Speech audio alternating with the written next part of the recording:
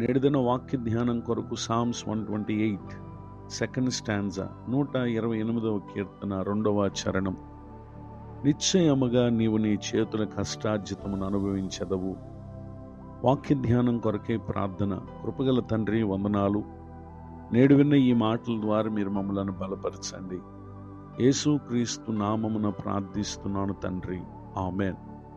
చదవబడిన ఈ వాక్య భాగంలో పరిశుద్ధాత్మ దేవుడి దినం మనకిస్తున్న వాగ్దానం ఏంటంటే, నిశ్చయముగా అనగా ఏమాత్రము సందేహము లేకుండా నీవు నీ చేతుల కష్టార్జితాన్ని అనుభవిస్తావు అని ప్రభు సెలవిస్తున్నారు.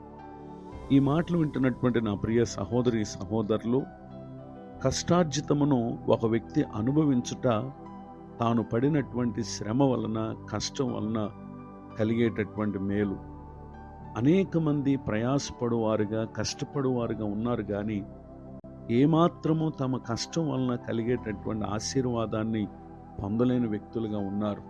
అయితే ఈ దీవెన మన జీవితంలో మనం పొందాలి అని అంటే దానికి కారణం ఎవరు అని అనగా, ఎక్లేషియస్ చాప్టర్ 3:13 ప్రసంగి గ్రంథం 3వ అధ్యాయం 13వ వచనంలో, మరియు ప్రతివాడు అన్నపానములు పుచ్చుకొనుచు తన కష్టార్జితం వలన సుఖమును అనుభవించుట దేవుడిచ్చు బహుమానమే అని తెలుసుకుంటేని.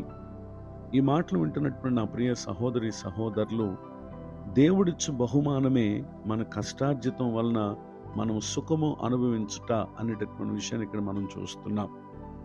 దేవునికి మన జీవితంలో మనం ప్రాధాన్యత ఇవ్వకపోతే కష్టపడతాం, కానీ దాని జీతాన్ని మనం అనుభవించలేం.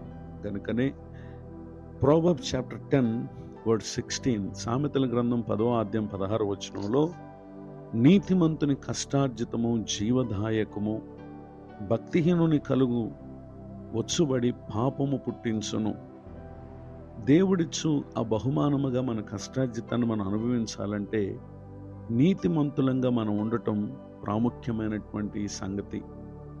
భక్తిహీనత దేవుడిచ్చేటటువంటి బహుమానాన్ని మనం పొందలేకపోవటానికి గల కారణం. కనుక మన ప్రవర్తనలో నీతి అనేది ఎంతో ప్రాముఖ్యమైంది. భక్తిహీనత అది మనకు నష్టాన్ని కలుగు చేస్తుంది అనేటటువంటి విషయాన్ని దేవుని యొక్క వాక్యం ఇక్కడ తెలియచేయటాన్ని మనం గమనించగలం.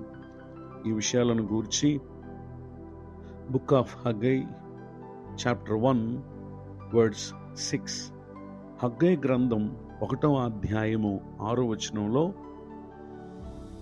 మీరు విస్తారముగా విత్తినను మీకు కొంచెమే పండెను, మీరు భోజనము చేయుచున్నను ఆకలి తీరకయున్నది, పానము చేయుచున్నను దాహము తీరకయున్నది, బట్టలు కప్పుకొనుచున్నను చలి ఆగకున్నది, పనివారు కష్టము చేసి జీతం సంపాదించుకునినను జీతము చినిగిపోయిన సంచిలో వేసినట్టుగా ఉన్నది. వర్స్ 7 7వ వచనంలో, కాగా సైన్యములకు అధిపతి యెహోవా సెలవిచ్చినదేమనగా, మీ ప్రవర్తనను గూర్చి ఆలోచించుకొనుడి. ఈ మాటలు వింటున్నటువంటి నా ప్రియ సహోదరి సహోదరులు, ఎంత కష్టపడినా దాన్ని అనుభవించలేకపోతున్నాం అనేటటువంటి ఆలోచన, బాధ మీలో ఉందా? అయితే ఈ దినం ప్రభువారు సెలవిస్తూ ఉన్నారు, మన కష్టార్జితము చినిగిన సంచిలో వేసినట్టుగా ఉంటే మన ప్రవర్తనను గురించి ఈ దినం మనం ఆలోచన చేసుకునమని ప్రభు సెలవిస్తూ ఉన్నారు. మన ప్రవర్తన ప్రభు దృష్టికి అది నీతి గలదిగా ఉన్నప్పుడు దేవుడిచ్చు బహుమానమై ఉన్న మన కష్టార్జితాన్ని సుఖముగా అనుభవిస్తాం. మనలో భక్తిహీనత అనేది అధికముగా ఉన్నప్పుడు దానివల్ల మనకు పాపము కలుగుతుంది, కానీ మేలు రాదు.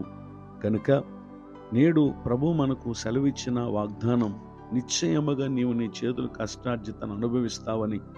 ఈ దీవెనకు పాత్రులమగునట్లుగా ఒక్కసారి మన ప్రవర్తనను ఆలోచన చేసుకుని ప్రభు దృష్టికి ఇష్టమైనటువంటి ప్రవర్తన కలిగి ఇది మొదలుకొని రానున్నటువంటి దినములన్నిట ప్రతి ఒక్కరూ తమ కష్టార్జితాన్ని అనుభవించుటకు పరిశుద్ధాత్మ దేవుడు తోడే నడిపించునుగాక.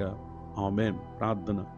కృపగల మా తండ్రి, మీ వందనాలు. నేడు విన్న ఈ మాటల ద్వారా మీరు మమ్మలను దర్శించినందుకు స్తోత్రం. దైవజనులను, వారి కుటుంబాన్ని, పరిచర్ని దీవించండి. కృంగిన వారిని, దుఃఖితులను, వేదనలో ఉన్న వారిని ఆదరించండి. మరి యొక్క నూతన సంవత్సర దయాకిరీటని ధనం పొందిన మా ప్రియులను జ్ఞాపకం చేసుకునండి. ముందున్నటువంటి కాలమంతా మా ప్రియులు తాము పడు కష్టం వలన కావలసిన జీతాన్ని వారు పొంది సుఖముగా అనుభవించుటకు కారణం ఏదో ఈ దినం మీరు మాకు తెలియపరిచినట్లుగా తమ ప్రవర్తనను గురించి ఆలోచన చేసుకుని తమ ప్రవర్తనను దిద్దుకొని వాక్యానుసారంగా ప్రవర్తించి మీరిచ్చేటటువంటి ఈ బహుమానమును మా ప్రియులు పొందుదురుగాక. యేసుక్రీస్తు నామమున బ్రతిమాలి ప్రార్థిస్తున్నాను తండ్రి, ఆమెన్.